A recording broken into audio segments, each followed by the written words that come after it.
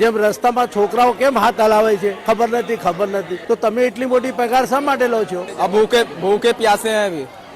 नैना जो मिलके रात जागते थे नैना। અમે જયપુર જઈ રહ્યા છીએ અને ટાઈમ છે ટ્રેનનો 1:55, 12, 12:30 અહીંયા આવેલા છીએ, લેકિન રેલવે તરફથી કંઈ કહેવામાં આવ્યું નથી કે ભાઈ કેટલા વાગે ગાડી આવશે, શું આવશે. મેનેજમેન્ટ બિલકુલ ફેલ છે.